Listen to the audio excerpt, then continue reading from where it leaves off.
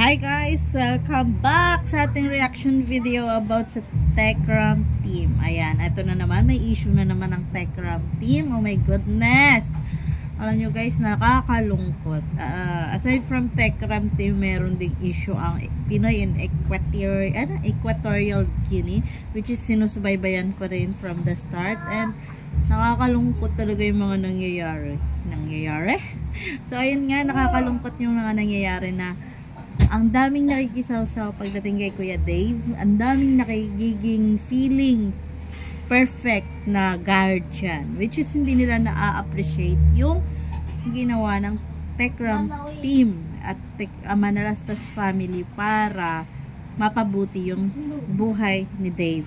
You know, alam ko naman na sa lahat ng mga nangyayari sa Pilipinas, talaga mga ganong mga senaryo ng mga kabataan, wala naman papansin talaga kay Dave, maliban siguro sa Manalastas family at mga vlogger na umuusbong kung hindi sila kikita. Pero yung heart ni Techram talagang nakakabilib yun. At sana makita yun ni Dave kung paano nag-start ang Techram na tulungan siya from yung downfall niya, yung pag-struggle niya sa pagiging batang kargador up to tinitingalang bata sa social media dahil sa pagtulong ng Techram team. O diba guys, hindi naman kabawasan ng pagkatao niya kung magpapaalam siya kung meron man siyang hindi nauunawaan sa mundo, hindi man niya naiintindihan yung pamamalakad ng Techram team, kasi andun sila sa palaging righteous na pagmamalakad, yung palagi ka dapat maging mapagpakumbaba, mapagmahal, maging masunuring bata, kasi di ba wala naman talaga as a bata ka pa, wala naman talagang masama ang sumunod sa mga guardians mo, mapapamilya mo man yan or hindi mo kadugo, basta iniingatan ka, hindi naman ikaw mapapasama, bakit hindi ka sumunod? Tsaka si Luis din, nakakalungkot kasi siya pa naman yung inaabangan ko sa Techram team, kasi gusto ko rin siyang mapabuti hanggang sa makatapos siya ng pag-aaral.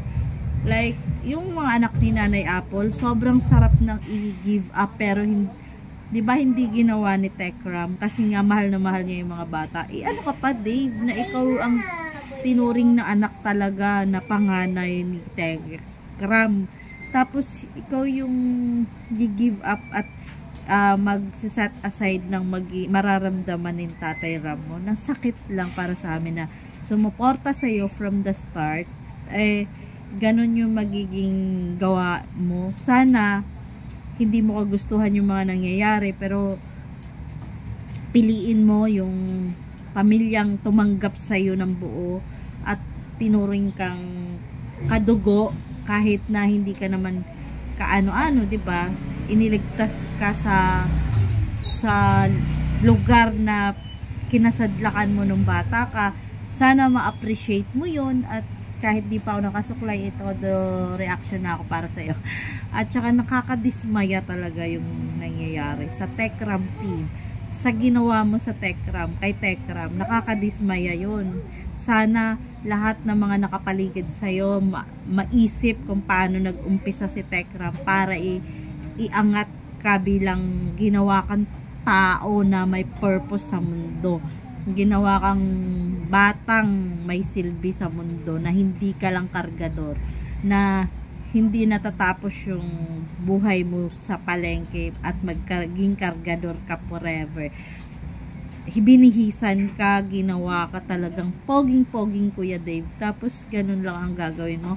Hindi mo sila naisip, hindi mo naisip yung mararamdaman nila, na aalis ka ng walang paalam, nasiset aside mo kasi nga masama loob mo. Ando na tayo sa mga kabataan ngayon, masyadong weak. Pag pinagalitan mo, ang bilis lang magdamdam. Hindi nila na-appreciate yung sakripisyo ng mga magulang nila, ng mga nagmamahal sa kanila. So, sana maisip mo yon, sana ma-realize mo na hindi ganun ka dali ang mabuhay sa mundo. Marami ka pang kakaining bigas. So, sana ma-realize mo kung anong lugar mo sa mundo, na hindi laging masarap, laging may sakripisyo kung gusto mapabuti ang kalagayan mo. Ma-realize mo kung anong purpose mo sa mundo, at saka ano ba yan, tsaka ma-realize mo na minahal ka talaga ng buong Manalastas family. Kaya sana isipin mo yung mararamdaman nila, lalo na nung umalis ka ng walang paalam at sumama ka sa mga taong kailan mo lang nakilala.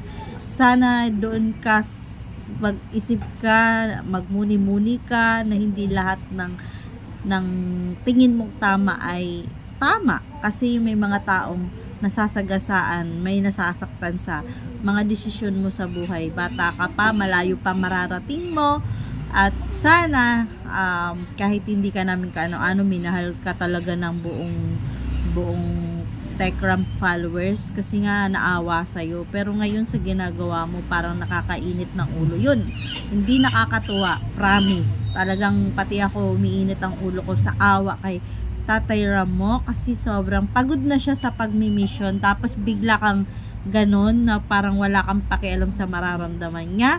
Sana maisip mo na kung nasan ka man ngayon ay hindi tama ang ginawa mong paglayas-layas. Masaya kung nasan ka ngayon, pero paano naman yung mga naiwan mo ng walang paalam? So sa mga kabataan ngayon, sana makita nyo yung sacrifices ng mga guardians nyo, ng mga nagtuturing sa inyong pamilya. As long as hindi kayo pinapabayaan, hindi kayo sinasaktan, binibisan kayo, pinag-aaral kayo ng magandang paaralan, sana ma-appreciate nyo yun. Kadugo mo man sila o hindi. Lalo na yung hindi mo kadugo, na binigyan ka ng chance na mabuhay ng masarap. Ang gagawin mo na lang ngayon, mag-aral. Kasi huwag kang basa ng mga comments, huwag kang basa ng basa sa social media, kasi napapasama talaga yung takbo ng utak mo. Kaya Dave, kung nasan ka man ngayon, magparamdam ka. Paggalawin mo ang baso. Yun lang guys, sana mga susunod maging okay na tayong lahat. Sa mga nanonood ng Tekram team ay keep going, support natin ang Tekram, and God bless us all. Thank you.